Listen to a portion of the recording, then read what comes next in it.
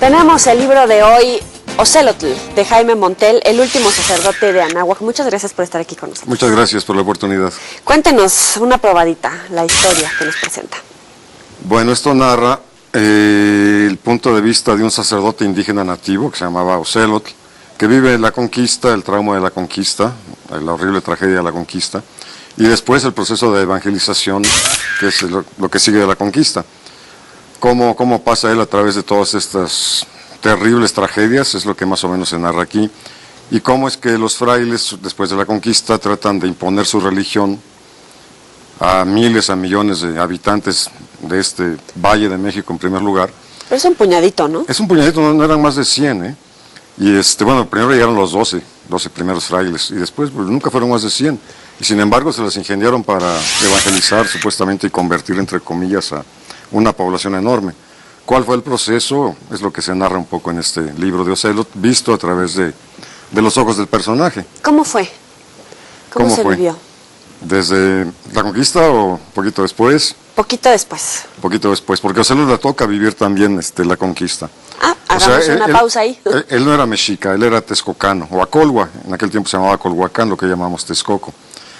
Pero él fue uno de los pocos sacerdotes que cuando Moctezuma tuvo aquellas visiones, aquellos presagios de que iban a venir extraños seres, usted seguramente se acuerda del cometa. Entonces convocó a varios de los sacerdotes de todos los señoríos que tenía dominados, conquistados, para que le interpretaran estos sueños y estos augurios. Ocelotl fue uno de ellos. Está inspirado en un personaje real, un personaje que se llama Martín Ocelotl, al cual yo me encontré en el Archivo General de la Nación, en el ramo de la Inquisición. Porque yo estaba pensando en esta novela y me lo encuentro ahí y digo, está perfecto para este modelo de mi personaje. O sea, está basado en un personaje real. ¿Alguien hablaba acerca de él? ¿O encontró algún documento? Un documento en el Archivo de la Nación, en el ramo de Inquisición, que está todo el proceso que le hicieron cuando después finalmente lo capturaron, pero ya estamos yéndonos muy al final. Sí, empecemos por la conquista. Entonces le digo, es convocado por Moctezuma junto con otros sacerdotes para que le interpreten estos augurios que tiene. No le gustó a Moctezuma cómo se los interpretaron, porque le dijeron que venía el fin de su reino, que venían seres extraños que iban a terminar con su señorío. Manda a matar a la mayoría de los sacerdotes, a unos pocos los encarcela, entre ellos Ocelotl. Cuando llegan los españoles y Cortés toma preso a Moctezuma, en todo el caos que se produce, Ocelotl logra escapar de su prisión y va de regreso. ¿Se vuelve leyenda?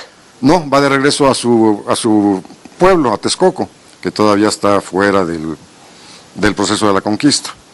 Ahí pasa un tiempo, mientras que sucede la horrible tragedia de la toma de Tenochtitlan. Cae Tenochtitlan y los españoles empiezan a organizarse más y siguen conquistando los territorios adjuntos. Texcoco finalmente cae bajo su dominio y empieza la evangelización, llegan los primeros frailes.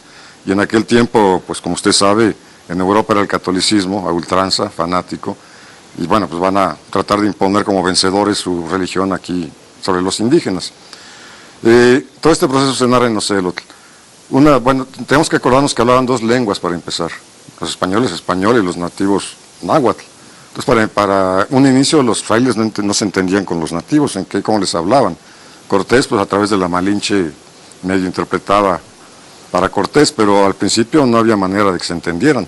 Eso es como que se nos borra un poco de la visión, sí, claro. ¿no? Como si de repente vinieran aquí gentes de Marte y nos hablaran en marciano. Bueno. Entonces los primeros frailes lo que hacen es pintar en lienzos imágenes del cielo, del paraíso, ahí entre ángeles, y todo muy hermoso. Imágenes del infierno, con diablitos torturando entre llamas a los malosos. Y pues les enseñan a los indígenas los lienzos, y dicen el cielo pues, para allá y el infierno para acá. Pero no había manera de que se entendieran, era un problema. ¿Qué hacen los frailes, ya apoyados por los conquistadores? Obligar a los indígenas a construir sus primeros conventos.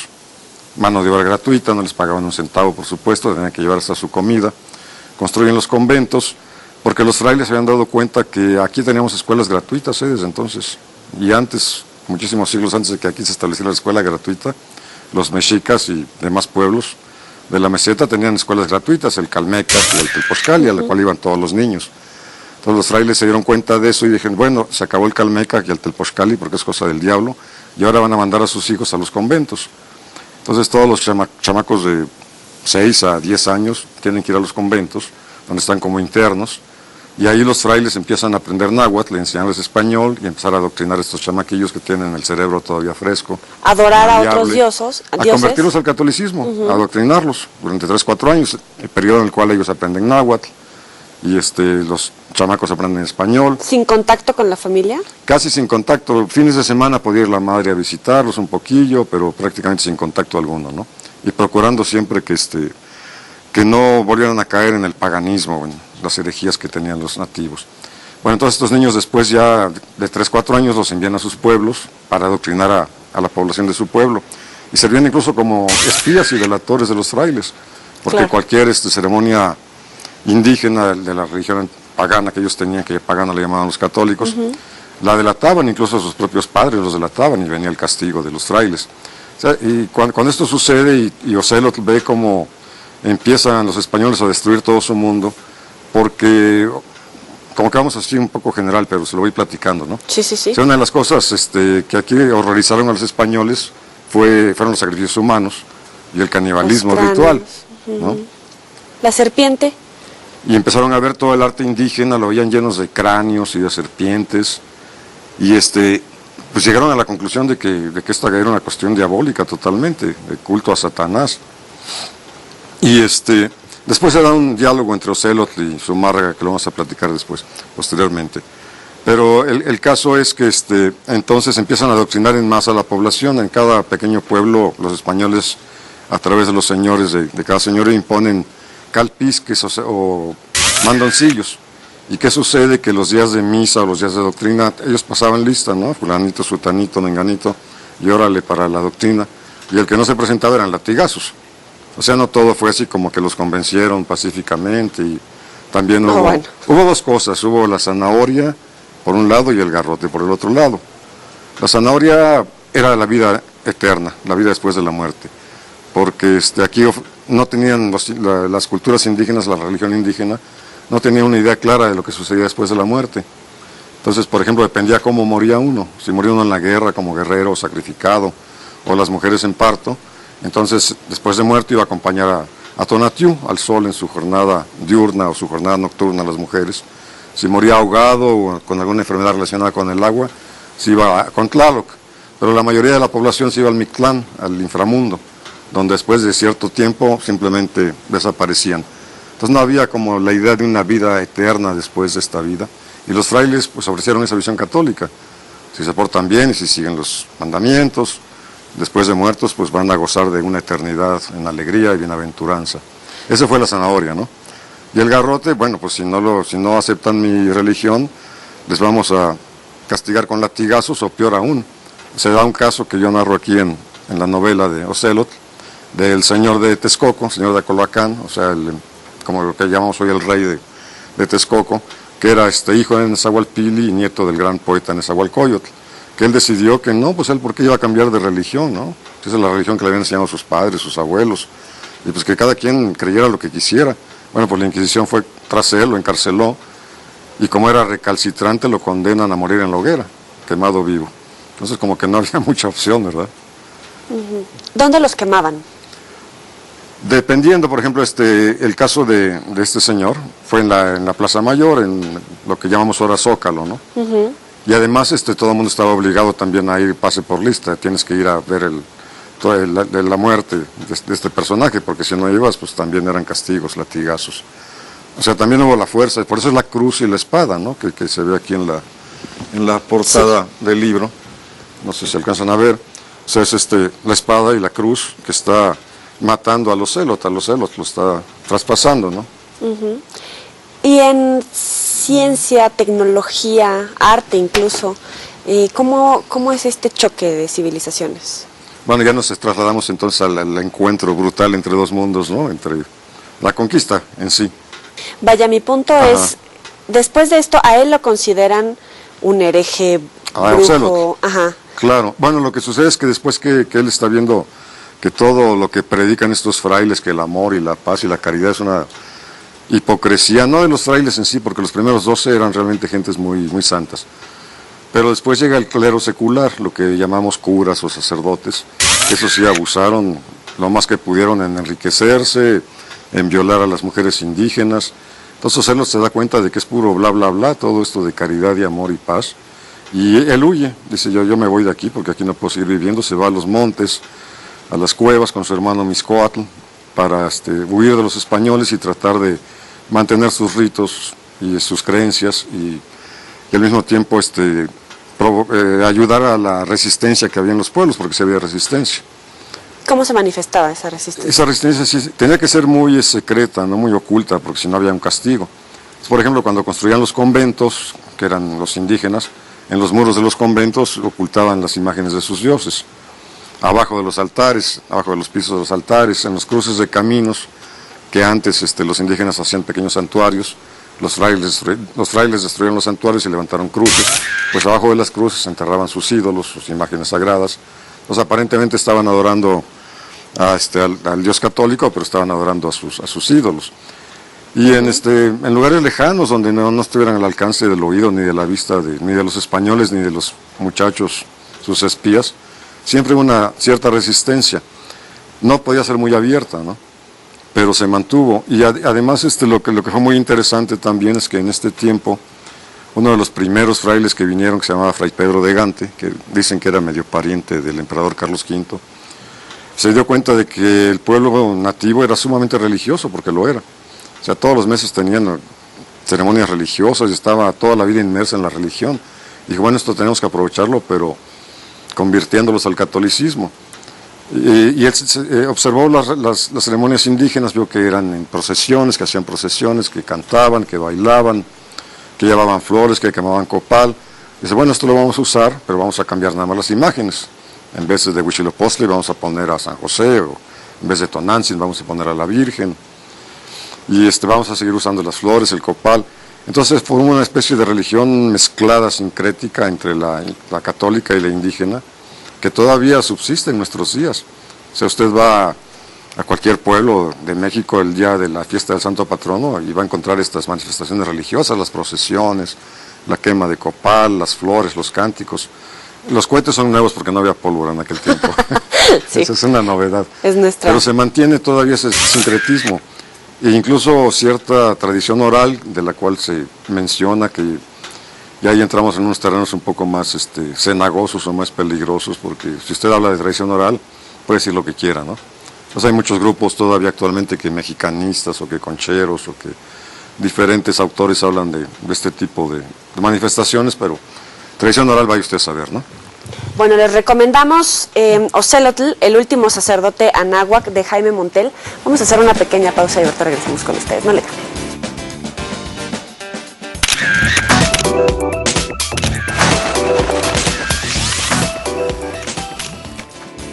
Gracias por seguir con nosotros. Estamos platicando con Jaime Montel. Esta plática que tuvieron Ocelotl y Zumárraga. Ha de haber sido interesante. Sí, esto es muy interesante. Lo que sucede es que finalmente la Inquisición atrapa a Ocelotl, porque Ocelotl se va haciendo de fama.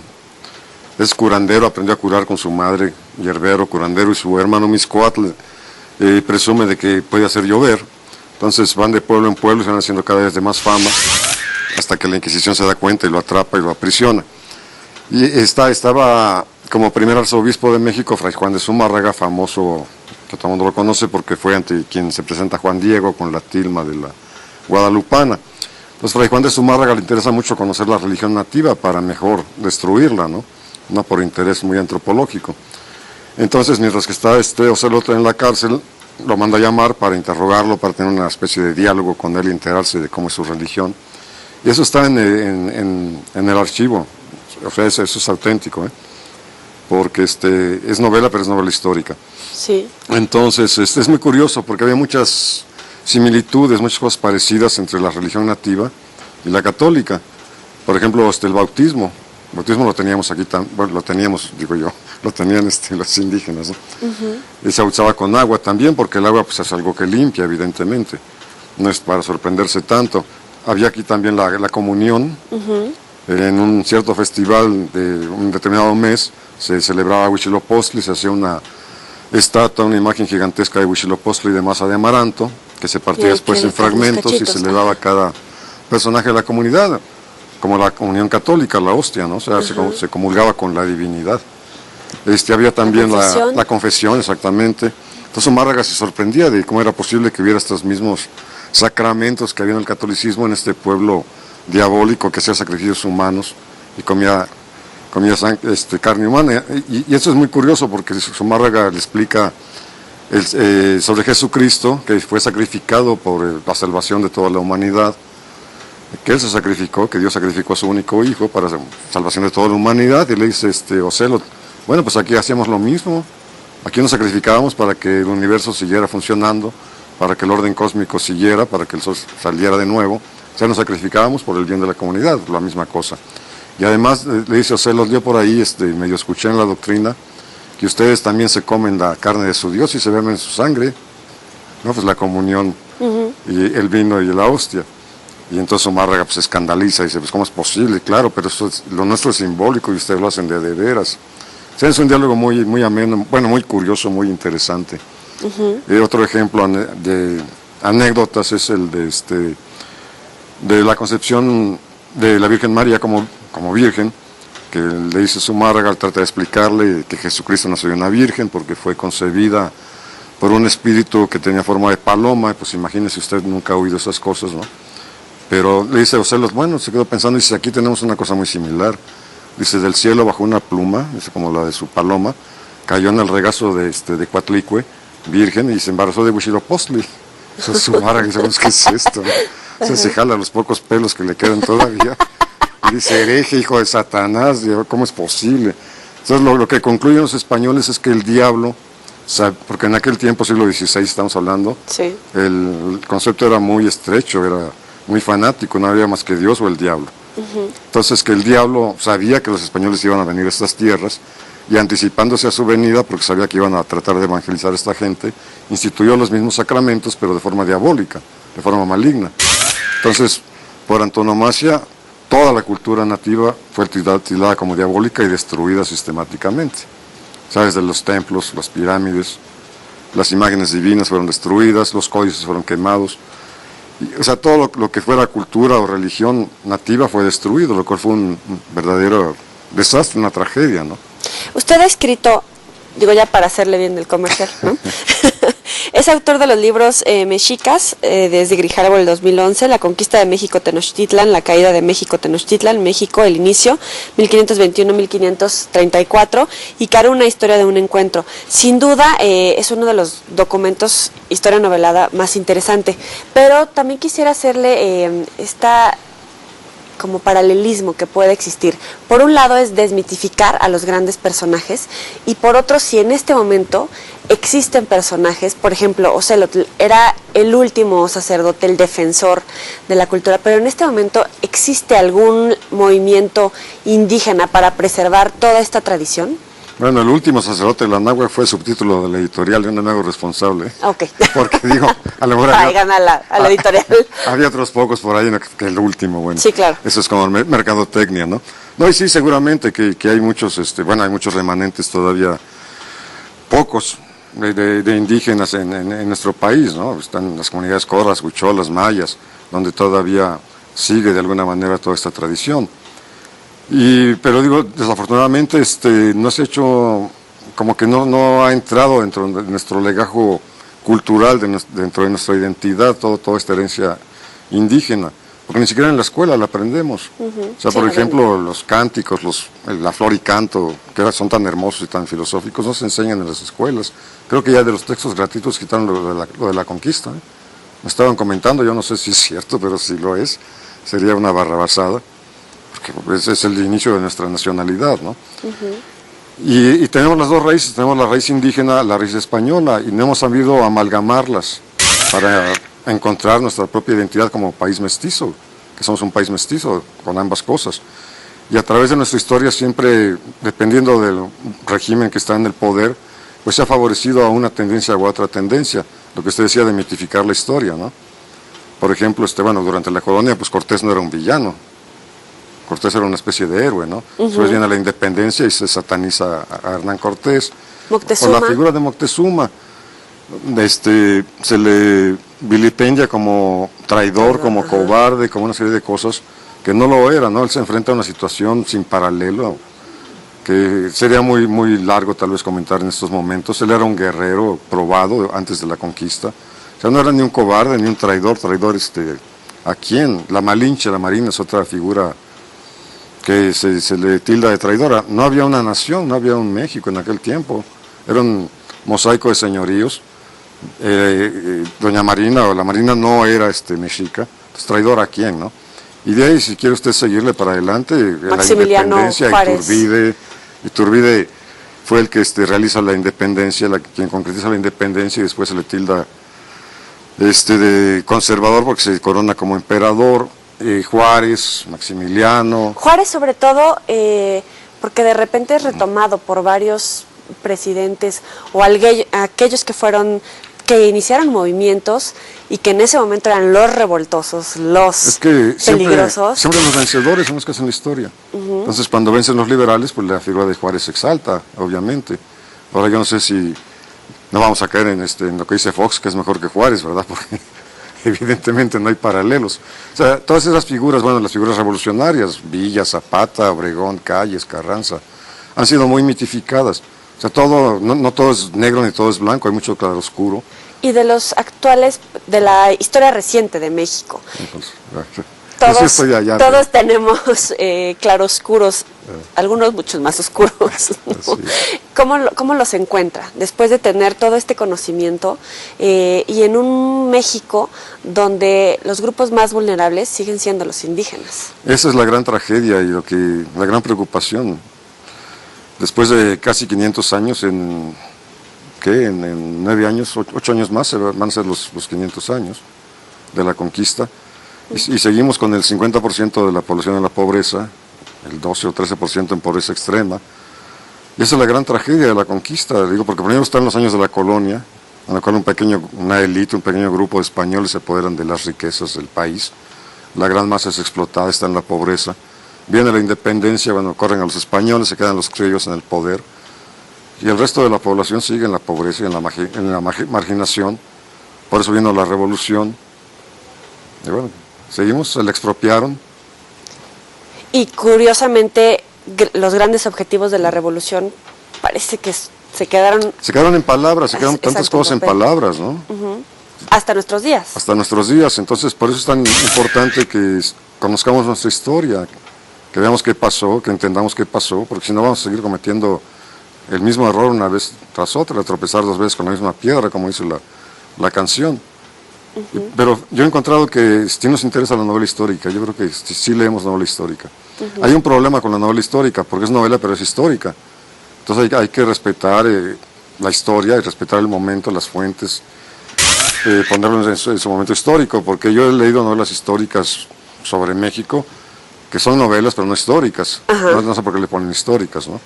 Digo, porque no puede uno permitirse la libertad de estar inventando, imaginando cosas fuera de contexto totalmente, porque entonces pues la gente lee estas cosas y se queda con la impresión de que así fue. Por ejemplo, una novela por ahí que no quiero nombrar que dice que Quetzalcóatl fue un vikingo. Bueno, Quetzalcóatl es una figura sumamente compleja, que no se puede simplificar con que fue un vikingo, por ejemplo, ¿no? Pecados en la escritura. Pecados capitales, no. Vamos, de hecho, a la sección de los 7 pecados. Ya sé que está sufriendo por ellos, pero se va a divertir.